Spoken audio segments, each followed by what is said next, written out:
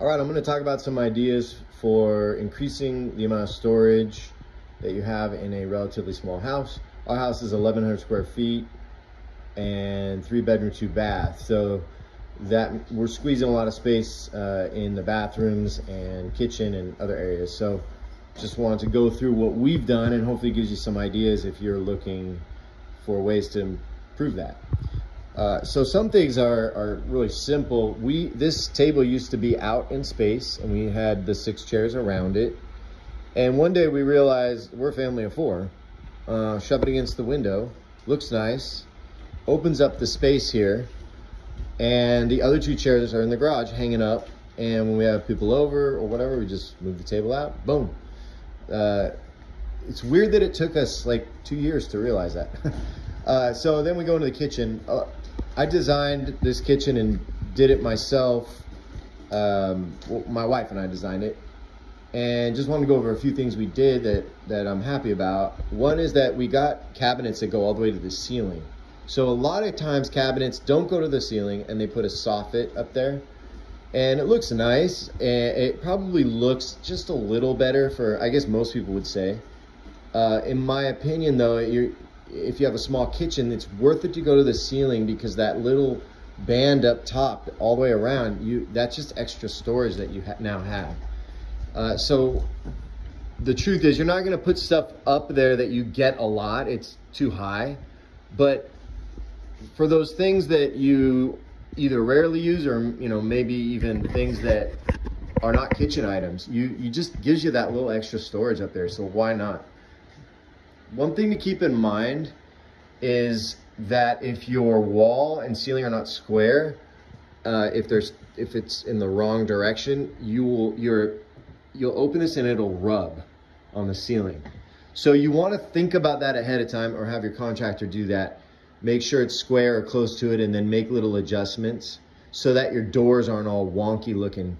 If you have to adjust the door a lot, you get these weird shadow gaps at the top. So just consider that. Let's talk about, under the sink. So actually we'll start here. We have, this is now pretty common in kitchens, but you have the option, sometimes you have room to install a little pull-out shelf above. I think that's pretty nice. Gives you something for cutting boards or even the garbage bags, etc.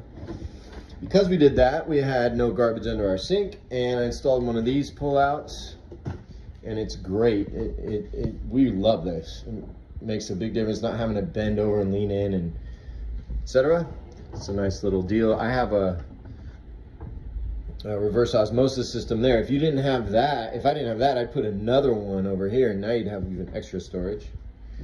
Okay, so above the sink, after I did the kitchen, I realized there's this dead space up here, but I've got these lights that light up the sink.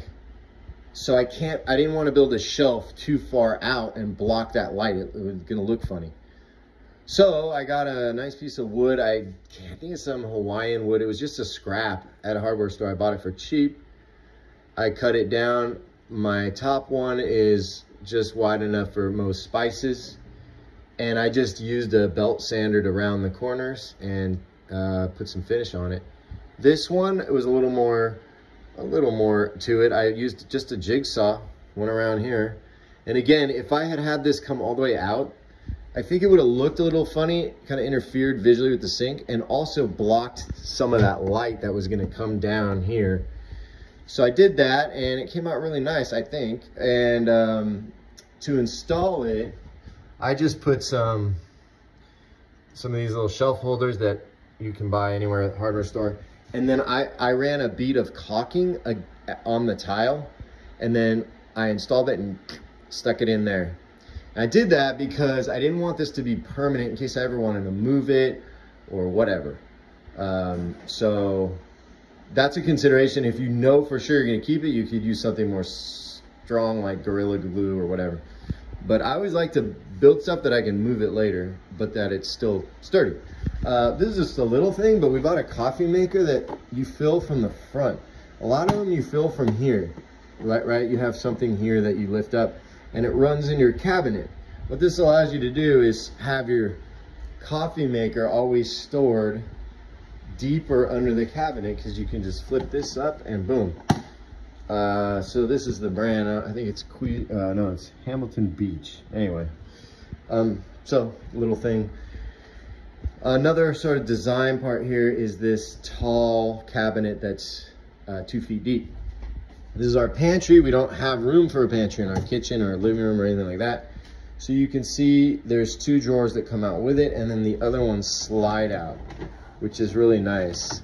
And actually we can fit almost everything we need in here, and then boom, it's all gone, right? So it's really a nice way to utilize that space. We have other canned food down here, so kind of out of the way, canned food and sauces and stuff like that. Inside of our cabinets, there's these little things you can buy that allow you to fit multiple layers or levels within one area, so that's nice. Like, for example, I was gonna build more shelves, but they wouldn't have matched, and so I realized this looks really nice and kind of elegant, I guess. Did the same thing over here. Right, so now you have 2 kinds of plates, and you're not just stacking everything. We were just finding ourselves stacking, and pain in the butt. All right, so I think that's about it for the kitchen. I'm gonna come over here. Just a little thing, I guess, when we built, hey buddy, when we built the, when we bought our sort of entertainment media center or whatever, we got stuff that had storage. One thing we've considered is a coffee table that pops up and has storage. That would be a good idea. Looking over here, when we put in our central heating and air, we took out the old space heater that was here, and obviously there was space inside the wall, so I built a cabinet and threw it in there. Not too hard to do at all. Anybody with basic tools can do this. I didn't use any special furniture tools. I used my table saw, but you could even probably get away with just your skill saw or your circular saw, and finish nailer, and that's about it. So I just built a box out of pine, put thin plywood in the back, and then put a frame around it. Again, it looks a little rustic. I could have, you know, filled these and did it, but we kind of like the rustic look, so we stuck with that. Kind of handy for certain items. All right, so going into the hallway here. A couple things on, we have 2 closets. That's pretty common, I think. So one thing we did is we put all our hanging clothes in one closet. So not only is it just all in one place, but we were able to pull a lot of clothes that were in our bedroom closets and move them to here. And that allowed us to have more flexibility. Also noticed this shoe holder. When I first did this, my wife wasn't thrilled about it, but now she's kind of used to it and thinks that actually it's pretty good. So obviously when you close it, you don't see that.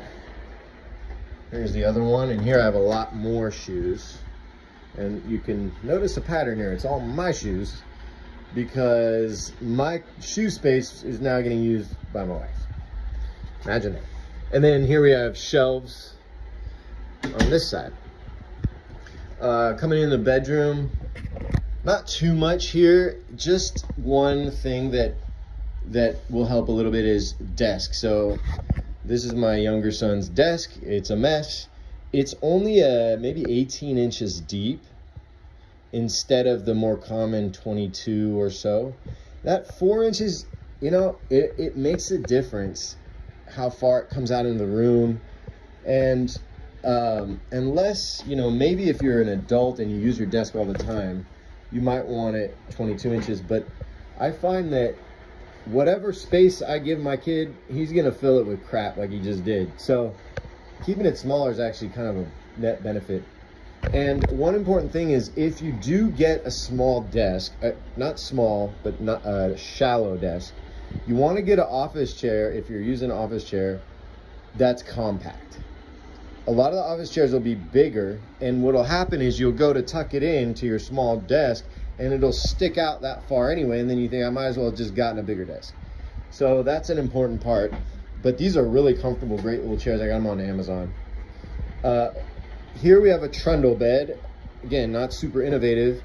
But what this allows us to do is if we have somebody come over, my other son sleeps in here, and we now have a guest bedroom for the person who's staying with us.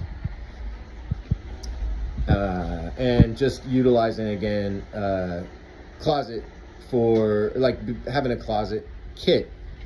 One thing about this, I had to modify the top. So this board used to come all the way out flush with the front, right?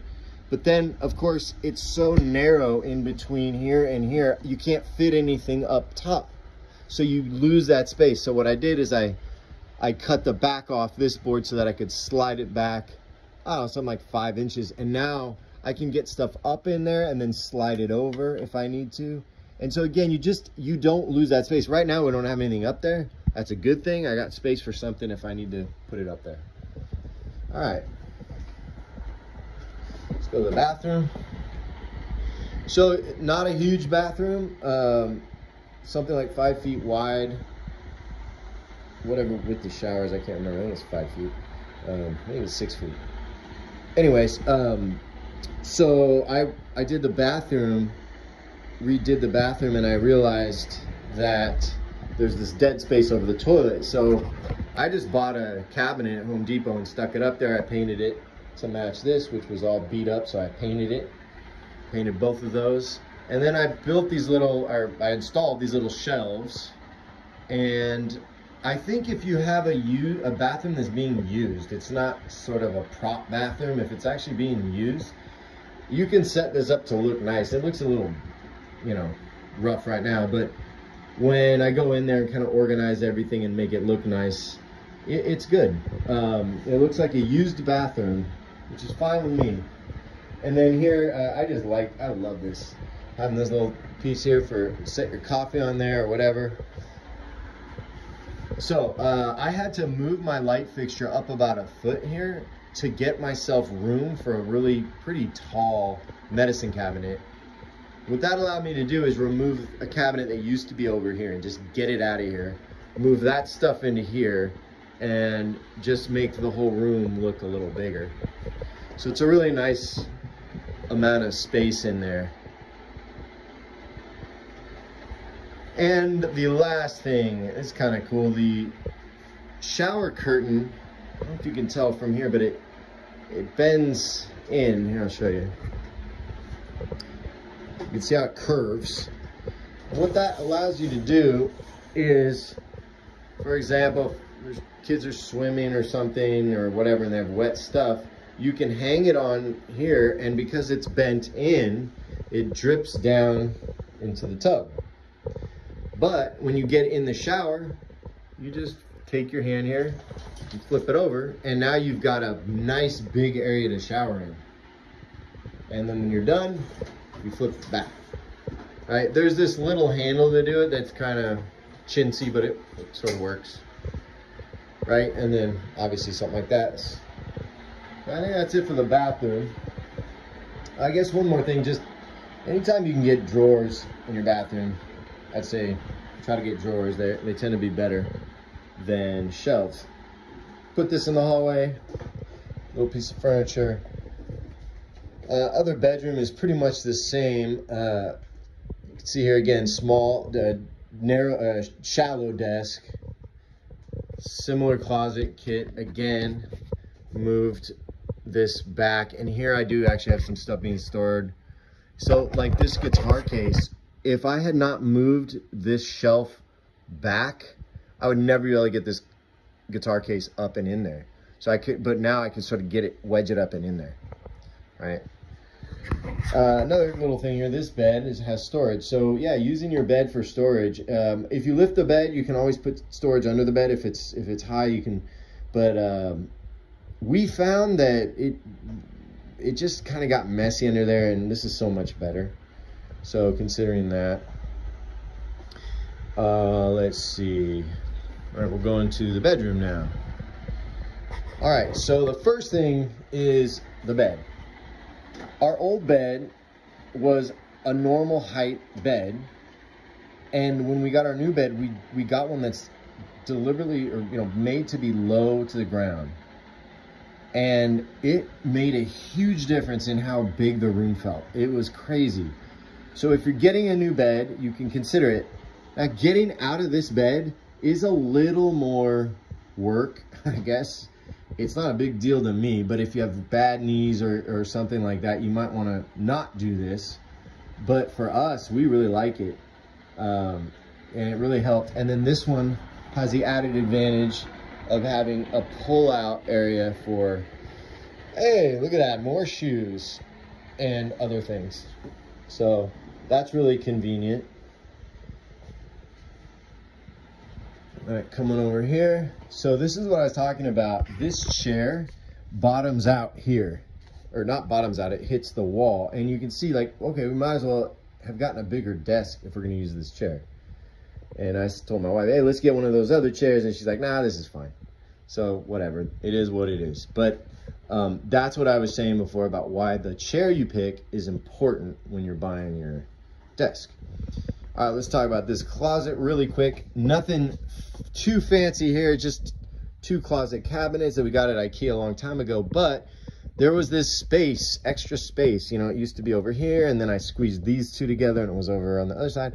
I realized in the middle is better, and I just utilized this space, right? So I bought this little plastic cabinet that has scarves and belts and all the little knickknacks.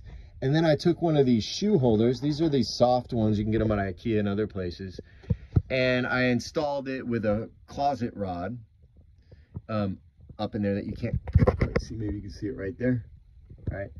And then I screwed it to this cabinet. And the reason is, otherwise, when you go to pull stuff out, this whole thing starts swinging, right? It's kind of annoying. So I just screwed like 4 screws in there. Totally works. Also, in this corner, I went ahead and put this little round rod, and it's nice. It kind of utilizes space well. And then I got a shoe rack that bolts to the wall, as opposed to a freestanding one. The freestanding ones are fine. They wiggle, and also they come out into the space just a little more.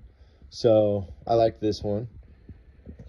For my closet, which is half used by my lovely wife, same thing. Just, a lot of these closets in the older houses, the closet goes to there, but you've got this section here, right? Well, you can't have anything pull out or it'll run into this. So again, I did one of these hanging racks for knickknacks, stuff like that. And again, I set my closet up so that I could fit stuff and slide it. Okay, we'll go over here to the bathroom. All right, so first, probably the most important thing here is what we did when I redid this bathroom. The original wall for the shower is there and went straight down, right, to about there. And the door was bigger and swung way out into space into this pretty small bathroom. By building this wall out before I did the tile and did everything like that, it allowed me to put a narrow cabinet. So this is a 19-inch, I think it's 19-inch depth.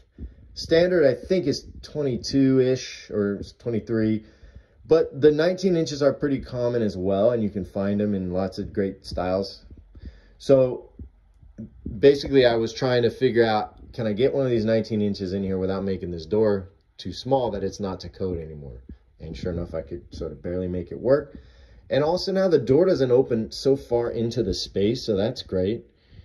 Overall, really solid. Inside the shower, of course, I got little nooks or whatever you call those things. Kind of wish I had done 2 big ones, but whatever. And having the door, this is a little thing, but I actually installed the door as close to this edge as possible. In other words, a lot of times the door will be set right in the middle, so it closes here. Well, I had it set here using these hinges here. And what that does, it just adds, you know, a few inches of space to the inside of your shower. And those inches could be precious. Difference between hitting your elbow on the door and not, that kind of thing. Having the door being able to swing in is also really nice, right? So if I'm in here and let's just say my wife was standing here doing something and I want to get into the shower, I can still get in that way and then close it. And again, because it's a smaller door, it swings in there and still allows me to get in, right? Okay, some other little things I did. There was space in the wall here between these studs, and I went ahead and slapped this in there. Same as the other one. I just built a box, framed it. I stained it to match the medicine cabinet and the overjohn here. So I stained it, and it's just like extra space. Did the same thing over here, right? So this is a little bit dependent on what's in your walls, and I don't want to get into too much detail, but you can usually kind of figure out where your electrical is going to be, and even if your electrical is there, if you can work around it, things like that. Where your plumbing is, you know, you're not going to have plumbing here generally. Plumbing is all going to be in this area where the sink and the toilet are. So I sort of had a good idea that it was going to work out, and I just cut a hole, and then I sort of peeked in there and reached around and figured out that, okay, and I made it as big as I could without looking ridiculous. So that's good. And then again, I got these little floating shelves that I installed, and they're so much better than just having a basket. And it utilized that kind of dead space, right? And I do actually have a nice piece of wood to put a shelf up here, but we realized that you probably don't need it, at least not yet. And that way it feels a little more open. And this is an overjohn that, I'm sorry, a medicine cabinet that is inset into the wall, which is always a great thing to do to, again, add the feel of more space. This toilet paper roll is set inside the wall, and you know, it gives you a good 2 inches more room in that area. And so again, in a tight space, you're swinging your knees in here or whatever, every little bit helps. So, you know, a lot of this stuff is just, they're little things, but when you add them together, it makes a pretty big difference. And I think this is the last one in here. This is a double towel rod, kind of handy for multiple levels of stuff. All right, so we're gonna go back to the backyard here.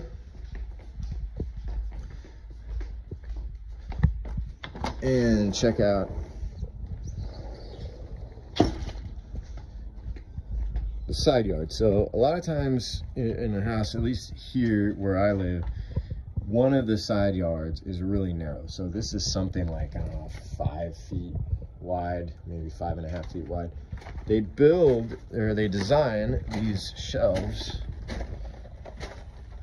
that fit right in that space. And usually this is kind of dead space in your yard. So you can see it's something like, I think it's like 8 feet deep or maybe 10 feet deep.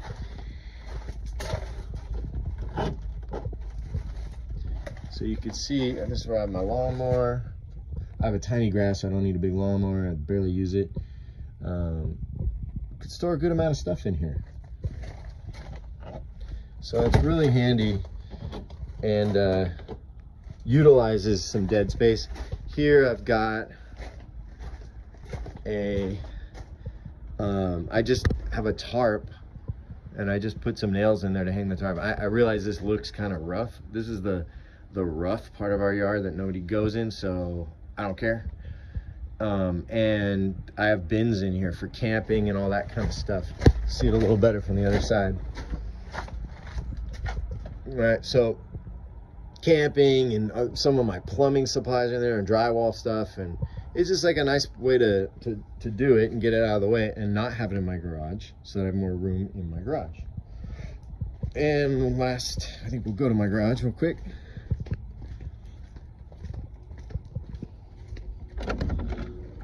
All right, turn the light on.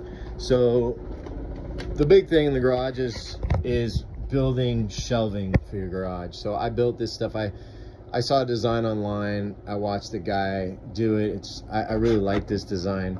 It uses the wall. It's not freestanding, uses that wall, the framing inside the wall, build off that. You use those, what is it, 1x3s, not 2x4s, 1x3s going that way, so that they don't stick down as much, so that you have more room to slide things in. And plus you just don't need all that wood to hold a lot. And then it's plywood.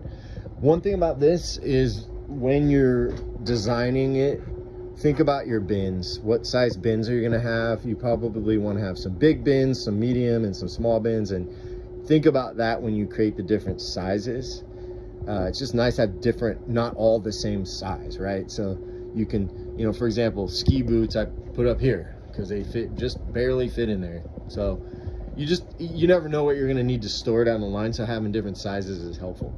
Obviously I have stuff hanging from the ceiling, including my punching bag. This is a light punching bag. You wouldn't really be able to do this with a heavy one, but this is the kind of design where it comes down and then you hang a weight from the bottom. And I have it on a pulley system that goes down to here, and you just unhook that and it comes right down. So that's kind of nice. So it's out of the way unless I'm using it. Obviously I got your regular, you know, shelves. It's a mess, but one little thing here is having a magnet bar is really nice to have. Some tools that you want to use a lot, or like for example, I got kids and they always want to fix their little skateboards or whatever. They can just go in there, boom, boom, boom. It doesn't need to be inside of a toolbox. That's kind of handy. We've got bike holders. Probably need to adjust the size on that one, but gets stuff off the ground. Probably know about that already. And then here I've got another one of these where above the washer it sticks way out. If you on this cabinet have to reach way in, especially if you're short, trying to reach over this into there is a pain in the butt. So I went ahead and found one of these again that fits, so you can just grab what you need, put it back and close it up, and then it's kind of feels much bigger. And then we also, when we got these, we went ahead and got it with the storage, even though it was an extra $100 each or something. It's totally worth it to have that extra storage. So I think that's about it. I think the big thing is that, not the big thing, but one of the concepts that my wife and I did, and mainly me because I love doing this stuff, is the idea of just when you add a lot of little things together, it starts to make a big difference. So hopefully you got some ideas from this, and maybe can use some of those ideas to make your house a little more livable if it's a small place like ours. All right, take care.